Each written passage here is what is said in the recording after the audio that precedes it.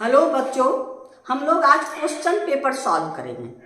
ICSE syllabus का mathematics का जो एग्जाम अभी 2025 में हुआ उस क्वेश्चन को सॉल्व करेंगे।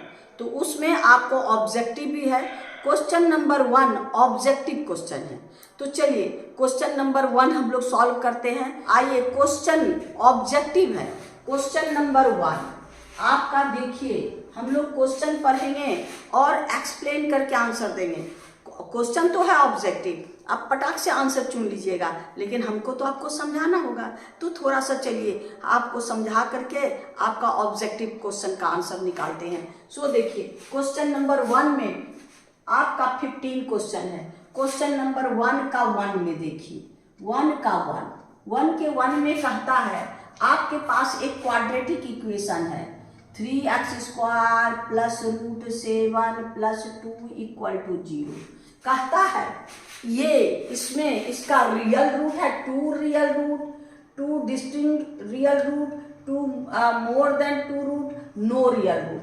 अब इसमें हम लोग क्या है, रियल यानी रूट का हम लोग पहचान करने के लिए क्या निकालते हैं, डिस्क्रिमिनेंट निकालते हैं, डी निकालते हैं। डी अगर निगेटिव हो तो वो रियल रूट नहीं होगा। पॉजिटिव है ग्रेटर देन 0 इक्वल टू 0, उसके हिसाब से हम लोग करते हैं। तो पहले डी निकालिए, यानी ax² प्लस bx, यहाँ x है, प्लस c = आपका 0, a = 3 है, b = आपका 7 है और c = आपके पास 2 है। अब आपका क्या करेंगे, इसका d निकालिए। d = b² - 4ac, यानी b के जगह कौन है, √7 का स्क्वायर, 4 × a कितना है 3c कितना है 2, यानी √7 का स्क्वायर 7 होता है। तो ये हो गया 7, 4 3 = 12, यानी 24। अब इसको माइनस कर दीजिए, इसको माइनस कीजिएगा तो कितना हो जाएगा आपको 17। ये हो गया 17, ये भी निगेटिव, ये भी negative. Since d is less than 0, तो क्या हो गया, नो रियल रूट, देयरफॉर आपका नो रियल रूट। अब यहां पर देखिए क्वेश्चन में कौन है, आपका डी नंबर 1 का आंसर कौन है, डी, यानी आपका 1 का, आपके पास क्वेश्चन नंबर 1 का 1 में आपका डी आंसर है, नो रियल रूट हो गया। अब 1 का 2 में आइए, देखिए 2 में क्या कहता है कि 1 का 2 में कहता है अनुज डिपॉजिट रुपीज इतना पर मंथ, यानी 500 पर मंथ, p = 500, और फॉर 18 मंथ, यानी आपका t = 18 मंथ, यानी आपका n = 18 नंबर ऑफ मंथ। यहाँ तो ईयर में है नहीं, इसको चेंज करेंगे, यानी n = 18। कहता recurring deposit account at the rate, सब रेट ही अर्न आपका 550 एज इंटरेस्ट, यानी इंटरेस्ट है आपका 570। अब कहता है find at the time of maturity, then the measure the amount. अब मेजर अमाउंट, मैच्योरिटी वैल्यू क्या है, अमाउंट मतलब क्या है, मैच्योरिटी वैल्यू। मैच्योरिटी वैल्यू का वो हो गया ये PNP plus P × R × T के जगह क्या हो गया, T के जगह N × N+1 बाय 2400। ये हो गया आपको PRT, यहाँ 24 होगा बाय 100 का, PRT N × N+1 अब बाय 100, और इसका ये × 24। अब सबका वैल्यू रख दीजिए। आपके पास इंटरेस्ट, ये पूरा इंटरेस्ट है, इंटरेस्ट मेरे पास कितना है 520, ये है I, n मेरे पास कितना है, n है आपका 18 × p मेरे पास कितना है 500, और ये हो गया I, यानी 18 × 500 प्लस इंटरेस्ट है 570। अब इसमें देखिए इसी रूप में आंसर है आपका 18 × 500 प्लस 570, कौन सा, ए नंबर, ये है ए नंबर। यानी इसका ए आंसर। आंसर के क्या हो गया आपके पास 18 इंटू 500 अब प्लस 570, यही आंसर है। आपको कैलकुलेशन नहीं करना है, इसी के हिसाब से हम लोग का काम है। इंटरेस्ट दिया है, ये पूरा इंटरेस्ट है यानी आई, इसके जगह रख दीजिए, ये 570 है।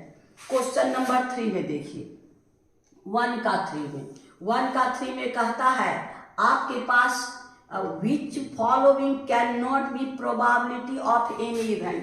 किसी इवेंट के लिए आपको प्रोबेबिलिटी आपका निगेटिव भी नहीं होगा और ग्रेटर देन 1 भी नहीं होगा। आपका प्रोबेबिलिटी ग्रेटर देन 1 नहीं हो सकता है।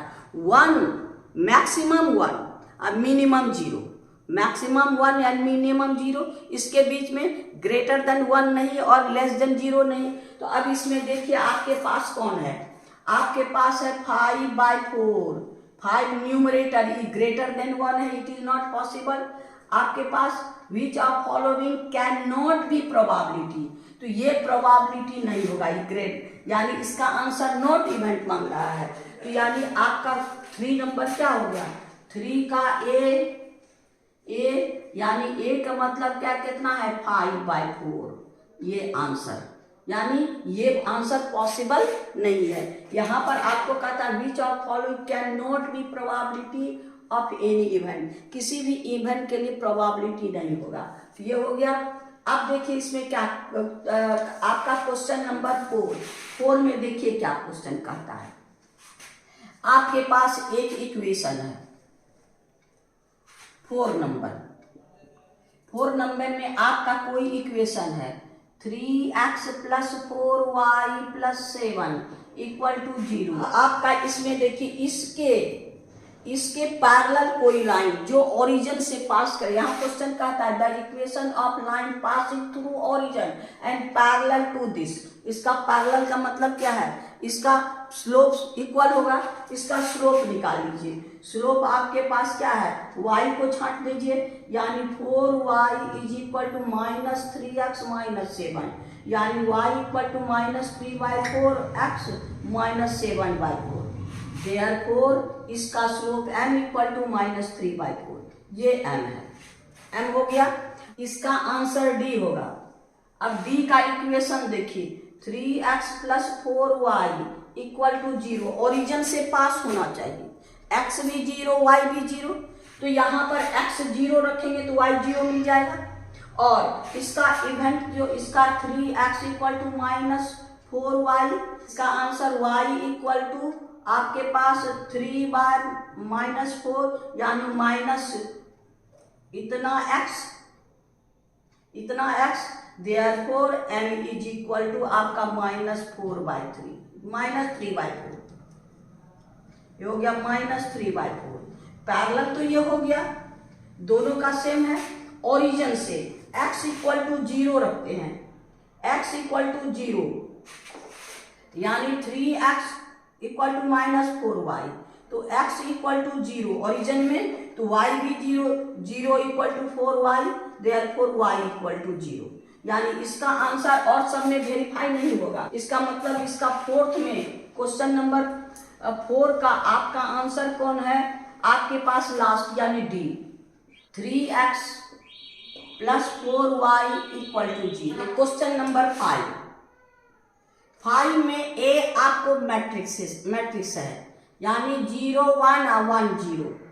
अब आपका ए का स्क्वायर कहता है, तो ये क्या यूनिट मैट्रिक्स, ये क्या यूनिट मैट्रिक्स यानी जैसे 1 का स्क्वायर 1 होता है, उसी तरह आपका 0 1 1 0 का स्क्वायर भी 1 यही होगा, यानी 0 1 1 0, यही। आप वैसे भी मल्टीप्लाई करके देख लीजिए, 0 1 1 0, इसको मल्टीप्लाई कीजिए, 0 1 1 0, इसको मल्टीप्लाई कीजिएगा, पहले ऐसे करके मल्टीप्लाई किए, 0 + 1 × 1, ये हो गया इससे, फिर इसको इससे 0 × 1 + 0 × 1, इसका इसके साथ, इसका इसके साथ। अब यहाँ पर लाइए इसका यानी 0 × 1 + प्लस 1 इंटू 0, फिर इसका इसके साथ 1 इंटू 1 प्लस 0 इंटू 0 हो गया। तो ये हो गया आपको 1, 0 0 ये हो गया 0, और ये हो गया आपको 0, ये भी हो गया 0, ये हो गया 1, ये 0, यानी ये हो गया। यानी इसका आंसर इसमें कौन है? सो देखिए आपके पास 1, हाँ सी नंबर, ये 5 का सी है आपके पास। क्वेश्चन नंबर 5 का आंसर सी है। कौन? 1 0 0 1। अब आइए क्वेश्चन नंबर 6 में। नंबर 1 का 6 में आपके पास फिगर है, ये दोनों आपका ये दोनों इक्वल दे दिया है, और 1 ये है 120, ये है 120। इसमें हमको एंगल AEC फाइंड करना है। अब देखिए इसमें क्या करेंगे, ऑब्जेक्टिव क्वेश्चन है, उतना विस्तार से लिखने की जरूरत नहीं है। ये है 120, लीनियर पेयर से ये 60, अब ये दोनों इक्वल है। 180 में 60 माइनस कर दीजिए बाय 2, यानी 120 बाय 2, इसका मतलब 60 ये भी और 60 ये भी, ये एंगल हमको 60 मिल गया। अब जब ये मिल गया तो ये साइक्लिक क्वाड्रिलेटरल है, तो ये क्या हो जाएगा, इतना प्लस इतना 180, यानी आपका angle AEC equal to 180 minus angle B equal to 180 minus 60 equal to 120। अब देखिए 120 क्या है, ये लीनियर पेयर से इतना प्लस इतना 180, ये 120 है, ये 60, ये दोनों इक्वल है, यानी 180 में माइनस करेंगे हाफ ये निकल गया इस क्वाड्रिलेटरल का, ये एंगल पता हो गया, 180 माइनस कर देंगे। अब इसमें 120 कहाँ है, देखिए डी में, ये हो गया आपको 6, क्वेश्चन नंबर 6 का डी, कौन सा? 120 डिग्री। आइए क्वेश्चन नंबर 1 का 7, इसमें क्या कहता है, इसमें दो पॉलिनोमियल है, कौन कौन? x² minus 4 and X cube minus x² minus 4x plus 4, ये दोनों है। कहता है the factor common to the two polynomial, ये दोनों पॉलिनोमियल का कॉमन फैक्टर कह रहा है। फैक्टराइज कर लीजिए, ये हो जाएगा आपको a² x² माइनस 2 का स्क्वायर, x प्लस 2 और x माइनस 2। अब इसमें क्या है, अब इसमें ये दोनों में x² कॉमन ले लीजिए, तब क्या हो जाएगा x माइनस 1, यहाँ x बचेगा ये दोनों में, और इसमें -4 कॉमन ले लीजिए, x माइनस 1।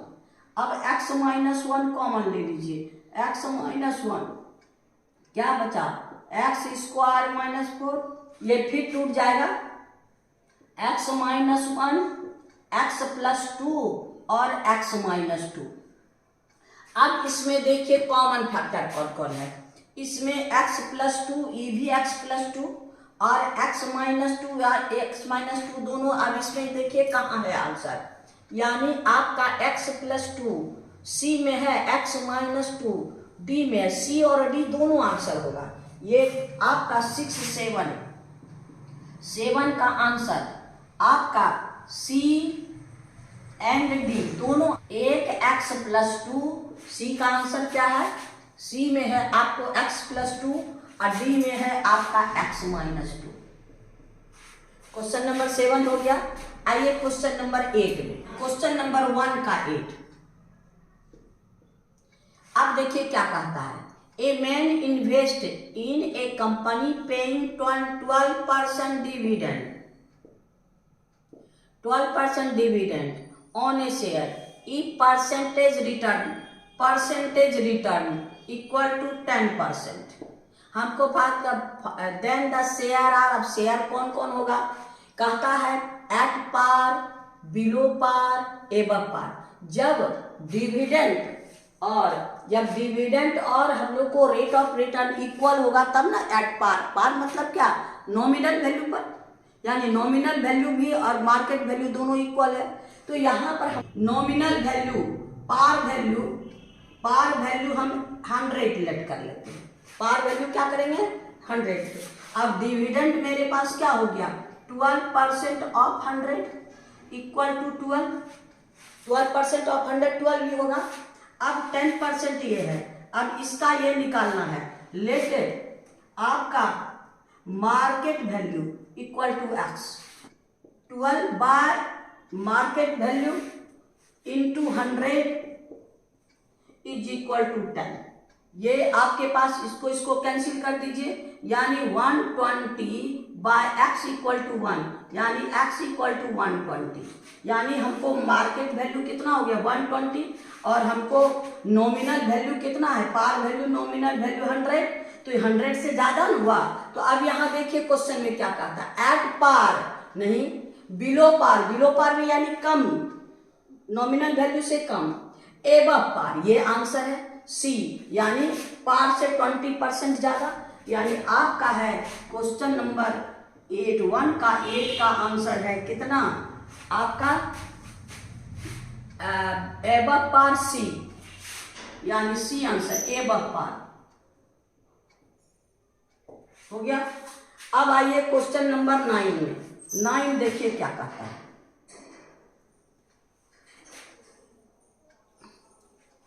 आपके पास कहता है first the point which is equidistance from non collinear point, non collinear point से इक्विडिस्टेंस, यानी इस सर्किल का centre the circum centre of D F. अब ये नहीं, ये ट्रायंगल बना लीजिए, ये ट्रायंगल का आपके पास कहता है क्या सर्कम सेंटर, सर्कम सेंटर यानी क्या इसके चारों तरफ, तो इसका सर्कम सेंटर कभी कभी the point which equidistance from non collinear point D E F, जो नॉन कोलिनियर पॉइंट है ये सर्कम सेंटर, इस सर्किल का सर्कम सेंटर का सेंटर है ये। अब फिर कहता है that incentre of that circle is bisector of angle bisector, in कोई भी इन सर्किल का इन सेंटर क्या होगा एंगल बाइसेक्टर। तो ये दोनों स्टेटमेंट क्या है, मेरे पास इंटरसेक्टिंग पॉइंट का इन सेंटर, तो दोनों स्टेटमेंट सही है, तो हम लोग क्या both the statement are true, A answer है। यानी आपका क्या कहता है 9 का आपका ए, बोथ आर ट्रू। अब आइए क्वेश्चन नंबर 10 1 का 10 क्या कहता है, आपके पास है if sine square A plus sine A is equal to 1, then अगर ये कंडीशन है then cos 4a plus cos square A equal to 1, और दूसरा ये ए में है, ये क्या है आपका ए में। अब रीजन में आर में क्या है आपका 1 minus sine square A is equal to cos square, ये तो हम लोग का ट्रू है, जानते हैं 1 माइनस साइन स्क्वायर ए कॉस। अब इसको प्रूव करके देखना है, तो यहां पर देखिए since sine square A plus sine A is equal to 1, तो साइन स्क्वायर ए को उधर भेज दीजिए, sine A equal to 1 minus sine square, तो sine A equal to cos square A. अब sine A cos square A की जगह sign ए रख दीजिए। अब आइए इसका आपका RHS में, यहाँ RHS और LHS है क्या है cos 4a plus cos square A equal to 1 prove करना है। तो इसमें देखिए cos स्क्वायर ए का स्क्वायर क्योंकि 4 है, यहाँ पावर 4 है, cos स्क्वायर का स्क्वायर अब प्लस cos स्क्वायर, तो cos स्क्वायर ए बराबर क्या होगा साइन ए, तो हो गया sine square A plus cos square A, sine square A plus cos square A हम लोग फॉर्मूला पर है 1 equal to 1 equal to RHS, यानी दोनों ट्रू, ये भी ट्रू आपका, ये भी कंडीशन ट्रू, अगर ऐसा हो तो ऐसा होगा, और ये तो ट्रू है ये है। तो इसमें देखिए आपको क्या कहता है A true, A is true, R is false, A is true, A false are true. Both A and R are true. हाँ, R is correct reason for A. ठीक है, and both are B and A. आपका both A and R is true. हाँ, R is the incorrect for A. ये आपका सही दोनों में है, यानी करेक्ट फॉर ए, यानी क्वेश्चन नंबर 10 का C answer. C answer, both are true and R is correct, क्योंकि 1 minus sine square cos square हम लोग लिखे, तो ये आपका हो गया बोथ ट्रू।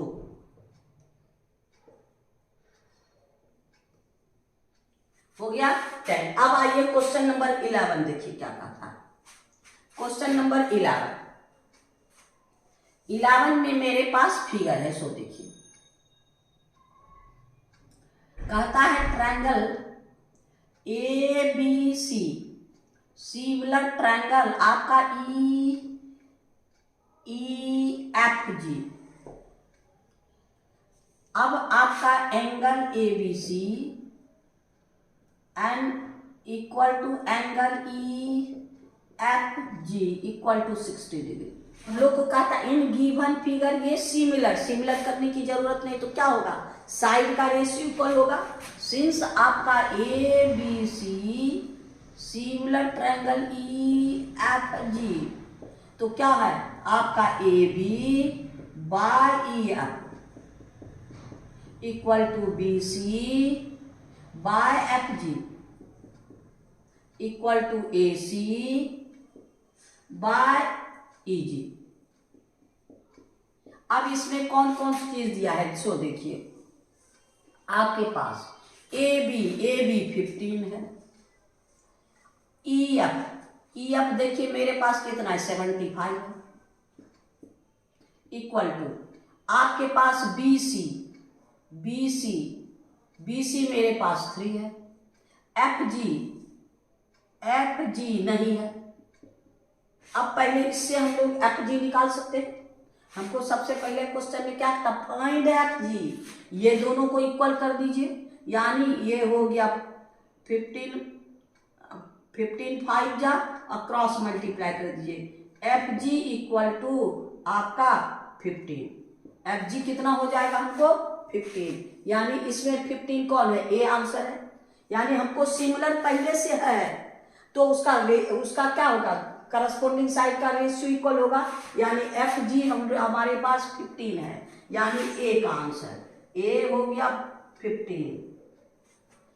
अब आइए आपका और 12 में देखिए, आपको दिया है वॉल्यूम ऑफ 2 स्फीयर, यानी स्फीयर V1 बाय V2, ये दे दिया है कितना 27 बाय 64। वॉल्यूम ऑफ स्फीयर दोनों का फॉर्म हमको रेडियस का R1 बाय R2 का आंसर मांग रहा है, यानी 4 by 3 pi R cube, R1 cube 4 by 3 pi R2 cube equal to आपका 27 बाय 64। ये 4 बाय 3 पाई कैंसिल, यानी R1 बाय R2 का क्यूब, ये है 3 का क्यूब 4 का क्यूब 3 बाय 4 का क्यूब, यानी ये cube cancel, R1 ratio R2 equal to 3 ratio 4। यही हमको देखिए 12 में। अब देखिए 3 रेशियो 4 कहाँ है, ए में, 3 रेशियो 4 ए, यानी क्वेश्चन नंबर 12 का भी ए ही आंसर, 3 रेशियो 4 हो गया। अब आइए क्वेश्चन नंबर 13, 1 का 13 में देखिए क्वेश्चन क्या कहता है, the market price of an article, market price हो गया 1375 रुपीज, आपका CGST इक्वल टू 4% हो गया। अब हमको GST फाइंड करना है, GST CGST का डबल, CGST और आपका SGST दोनों इक्वल होगा, तो 4% ये है तो 4%, यानी GST इक्वल टू 8%। अब 8% निकाल लीजिए, ये हो गया आपको 8%, 8 बाय 100 इंटू 1375। यहाँ पर क्या है आपका 8%, 1375 13 से। अब इसको कटा दीजिए 4 से, आपका कटाइएगा 4 2 जा और 2 4 जा, आइए 25 4 जा, वाह। अब 5 से, 5 5 जा, 5 2 जा 10, 5 2 जा 10 हो गया।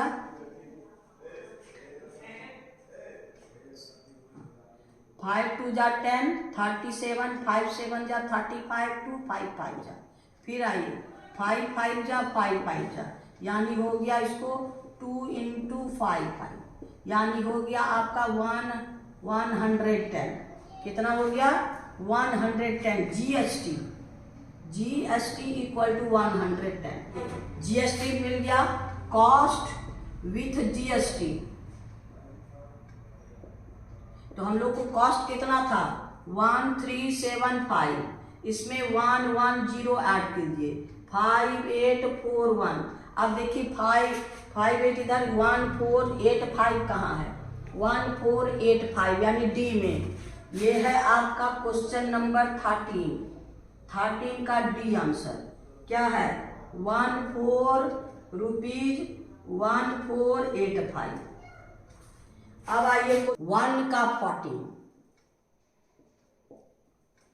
आपके पास equation 0 less than minus x/3 less than 2।